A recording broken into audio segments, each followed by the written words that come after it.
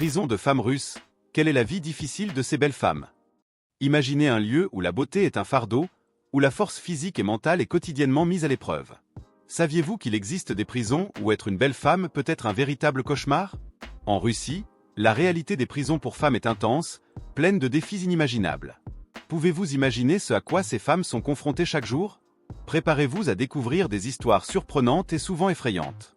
Avez-vous déjà pensé à ce que ce serait de survivre dans un environnement aussi hostile? Et comment la beauté peut-elle devenir un problème sérieux derrière les barreaux? Plongeons dès maintenant dans cet univers. Les conditions dans les prisons pour femmes en Russie sont, dans de nombreux cas, extrêmement mauvaises et inférieures aux normes internationales en matière de droits humains. Les infrastructures des établissements sont souvent vétustes et mal entretenues, avec des cellules surpeuplées et un manque de ventilation adéquate.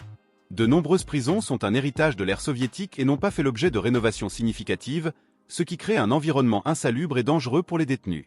Par rapport aux normes internationales, ces conditions sont bien loin de ce qui est acceptable, violant souvent les droits humains fondamentaux des prisonniers. Outre la médiocrité des infrastructures, la nourriture fournie dans les prisons est insuffisante en qualité et en quantité. Les repas sont souvent composés d'aliments de faible qualité nutritionnelle, ce qui contribue à la détérioration de la santé des détenus. L'eau potable est également rare et les prisonniers doivent souvent recourir à des sources contaminées pour étancher leur soif. Tout cela aboutit à un scénario de privation extrême qui compromet non seulement la dignité des femmes incarcérées, mais aussi leur santé physique et mentale. La surpopulation constitue un autre problème grave dans les prisons russes pour femmes. Les cellules, conçues pour accueillir un nombre limité de personnes, ont souvent une capacité double, voire triple. Cela crée un environnement de tension constante, dans lequel les détenus ont peu ou pas d'espace personnel. Le manque d'intimité et la coexistence forcée dans un espace aussi restreint augmentent le stress et les risques de conflit, tout en rendant les conditions de vie encore plus insupportables. Les traitements et les abus dans les prisons pour femmes russes sont des problèmes critiques qui aggravent encore les conditions de vie déjà difficiles des détenus. Les signalements de mauvais traitements et de violences physiques et psychologiques sont courants et fréquemment documentés par les organisations de défense des droits humains. Les prisonnières sont souvent soumises à des passages à tabac, à l'isolement cellulaire et à d'autres formes de punition destinées à briser leur morale et leur résistance. La maltraitance ne se limite pas à la violence physique. La violence psychologique est une arme courante dans les prisons russes. Les gardiens et les responsables de la prison ont fréquemment recours aux menaces, à l'humiliation et à d'autres formes de violence verbale pour intimider les détenus. Ce type de traitement a un impact dévastateur sur la santé mentale des détenus, dont beaucoup entrent déjà dans le système pénitentiaire avec des traumatismes antérieurs. L'absence de mécanismes efficaces de signalement et l'impunité des auteurs aggravent encore la situation, créant un cercle vicieux d'abus et de désespoir. En plus des abus perpétrés par les gardiens, les prisonnières sont également confrontées à la violence des autres détenus. Dans de nombreux cas, l'administration pénitentiaire ferme les yeux, voire encourage ces conflits afin de maintenir le contrôle. Les femmes les plus vulnérables, comme les jeunes femmes et les nouvelles arrivantes, sont souvent la cible d'intimidations, d'agressions et d'exploitation sexuelle. Cet environnement de violence et d'insécurité constante fait de la survie quotidienne un énorme défi. La santé et l'hygiène dans les prisons pour femmes russes sont des sujets de grande préoccupation. La disponibilité et la qualité des services médicaux sont extrêmement limitées, et de nombreux détenus ne reçoivent pas les soins nécessaires en raison de problèmes de santé graves. La pénurie de médicaments et le manque de professionnels de santé qualifiés aggravent encore la situation, laissant les détenus à la merci de maladies et de complications de santé qui pourraient être facilement évitées ou traitées dans des conditions normales. Les services de santé mentale sont pratiquement inexistants, ce qui est particulièrement préoccupant compte tenu du niveau élevé de stress et de traumatisme auquel de nombreuses détenues sont confrontées. Sans accès à des psychologues ou à des thérapeutes, les détenus sont livrés seuls à leurs problèmes mentaux, ce qui peut conduire à de graves crises, voire à des tentatives de suicide. Le manque de soutien psychologique est une faille critique du système pénitentiaire, qui ignore les besoins fondamentaux d'une population déjà vulnérable. Les conditions d'hygiène dans les prisons sont également déplorables.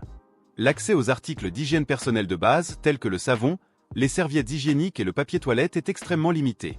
Les détenus doivent souvent réutiliser des objets jetables ou improvisés, ce qui est non seulement humiliant mais aussi dangereux pour leur santé. Le manque d'assainissement adéquat, combiné à la surpopulation et à une mauvaise alimentation, crée un environnement propice à la propagation de maladies infectieuses, mettant en danger la vie des détenus. Le travail et l'exploitation sont des aspects courants de la vie dans les prisons pour femmes russes. De nombreux détenus sont contraints d'effectuer un travail forcé ou mal rémunéré, qui va de la production de biens au sein de la prison à la fourniture de services à l'administration pénitentiaire. Ces tâches sont souvent ardues et exécutées dans des conditions dangereuses, sans équipement de protection approprié ni pause adéquate. La rémunération, lorsqu'elle existe, est négligeable, insuffisante pour couvrir ne serait-ce que les besoins fondamentaux des détenus. Les conditions de travail sont souvent abusives, avec de longues heures de travail et des objectifs de production irréalistes. Les détenus qui ne parviennent pas à atteindre ces objectifs ou qui refusent de travailler sont punis d'isolement, de visites restreintes, voire de violences physiques. Ce régime de travail forcé est une forme d'exploitation qui viole les droits humains et renforce la déshumanisation des détenus. Outre le travail forcé, de nombreux prisonniers sont exploités d'autres manières. Dans certains cas, les femmes sont contraintes d'accorder des faveurs personnelles aux gardiens ou à d'autres membres de l'administration pénitentiaire en échange de privilèges ou de produits de première nécessité. Cette exploitation crée un environnement de corruption et d'abus de pouvoir, dans lequel les détenus sont constamment manipulés et soumis, sans aucun recours. L'impact psychologique de l'incarcération sur les femmes est profond et durable. Le milieu carcéral, avec ses conditions défavorables et ses traitements abusifs, a des effets dévastateurs sur la santé mentale des détenus. Beaucoup développent des troubles anxieux, une dépression et d'autres problèmes de santé mentale en conséquence directe de leur expérience en prison. Le manque de soutien psychologique adéquat exacerbe encore ces problèmes, créant un cycle de souffrance difficile à briser. Les programmes de réadaptation et de soutien psychologique sont extrêmement limités dans les prisons russes pour femmes. Les quelques initiatives existantes sont souvent sous-financées et mal gérées, incapables de répondre à la demande croissante. Sans accès à ces services, les détenus ont peu de possibilités de rétablissement et de réinsertion dans la société. Cela nuit non seulement à leur santé mentale, mais aussi à leur chance de reconstruire leur vie après leur libération. Le stress et les traumatismes continus accumulés pendant l'incarcération ont des conséquences à long terme. De nombreuses femmes quittent la prison avec des symptômes de troubles de stress post-traumatique, SSPT, ce qui peut rendre difficile leur réinsertion dans la société et sur le marché du travail. L'impact psychologique de l'incarcération ne s'arrête pas à la libération. Elle persiste, affectant négativement la qualité de vie des anciens détenus et de leurs familles. Vous savez que chaque vidéo que nous créons, chaque idée que nous partageons est le fruit de beaucoup de recherches et de dévouement. C'est une expérience incroyable, et chacun d'entre vous en fait partie. Mais entretenir cette flamme n'est pas facile. Et c'est là que vous pouvez faire une grande différence. Nous demandons un petit aide symbolique pour continuer à grandir et à nous améliorer toujours plus. Avec votre don via « Achetez-moi un café », vous soutiendrez directement notre créativité et notre innovation. Votre aide fait la différence afin que nous puissions améliorer notre infrastructure et proposer un contenu encore plus incroyable. Cela contribuera également à améliorer notre recherche et développement, dans lesquels nous explorerons de nouvelles idées et approfondirons nos connaissances. Alors, si vous souhaitez nous aider, cliquez sur le lien commentaire ci-dessous. Votre soutien, aussi petit qu'il puisse paraître, a un impact énorme sur notre capacité à continuer d'inspirer et de créer. Poursuivant notre conversation sur les difficultés rencontrées par les femmes dans les prisons russes, nous explorons davantage d'autres sujets tout aussi importants pour comprendre cette réalité complexe et difficile. Lorsque nous parlons de la stigmatisation sociale à laquelle sont confrontées les femmes ayant traversé le système carcéral, nous abordons un problème qui dépasse largement les murs des prisons. La stigmatisation commence dès qu'une femme est condamnée et continue de la suivre longtemps après sa libération. La société russe, à bien des égards, est plutôt conservatrice et tend à marginaliser ceux qui ont été incarcérés, en particulier les femmes. Une ancienne femme incarcérée est confrontée à des préjugés dans presque tous les aspects de sa vie. La réinsertion sur le marché du travail est un défi de taille. Ils sont souvent rejetés par les employeurs potentiels en raison de leurs antécédents criminels, qu'ils aient ou non purgé leur peine et qu'ils soient prêts à recommencer. Ce préjugé crée un cycle de chômage et de pauvreté qui peut conduire certaines personnes à retomber dans les comportements qui les ont initialement amenés dans le système carcéral.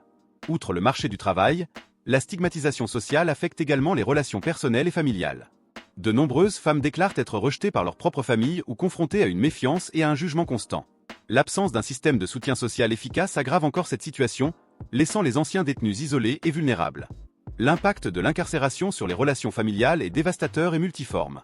De nombreuses femmes incarcérées en Russie sont des mères et la séparation forcée d'avec leurs enfants est l'une des conséquences les plus douloureuses de leur emprisonnement. Les enfants sont souvent confiés à des proches ou placés dans des institutions publiques, ce qui peut être traumatisant tant pour la mère que pour les enfants. Pour les femmes enceintes ou qui accouchent en prison, les conditions sont particulièrement brutales. Des installations médicales inadéquates et un manque de soutien émotionnel et psychologique rendent le processus de grossesse et d'accouchement encore plus compliqué et risqué.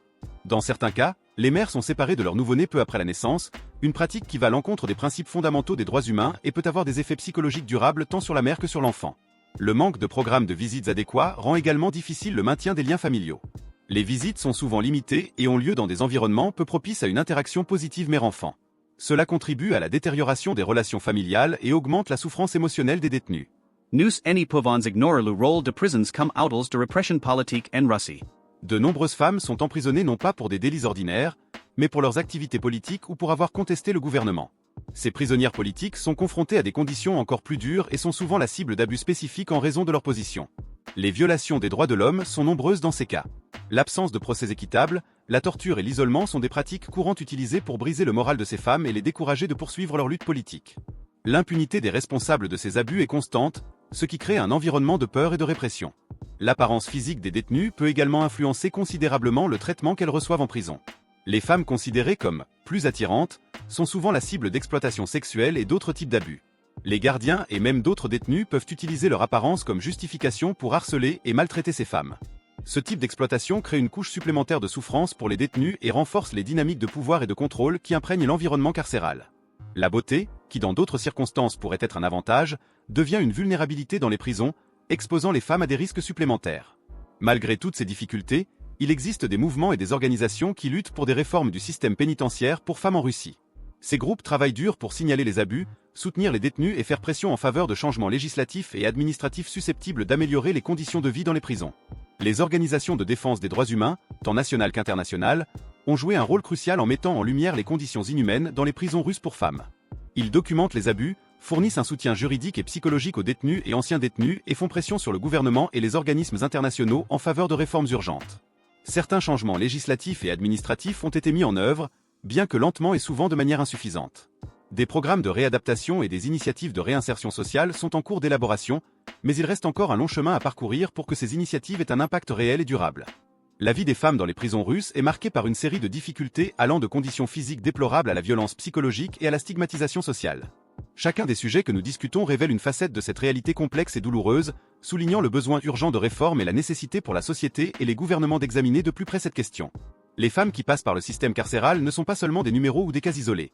Ce sont des mères, des filles, des sœurs et des citoyennes qui méritent dignité, respect et possibilité de réadaptation. La lutte pour de meilleures conditions dans les prisons des femmes et pour la réinsertion de ces femmes dans la société est donc une question de droits humains fondamentaux et de justice sociale. J'espère que cette conversation a permis de mieux comprendre les défis auxquels sont confrontées les femmes dans les prisons russes. C'est un sujet qui mérite une attention continue et des actions concrètes afin que des changements significatifs puissent se produire. Et si vous avez aimé le contenu, n'oubliez pas de laisser un like, un commentaire et de partager avec vos amis. Votre commentaire est essentiel pour la croissance de la chaîne. Et regardez cette vidéo qui apparaît à l'écran. À tout de suite.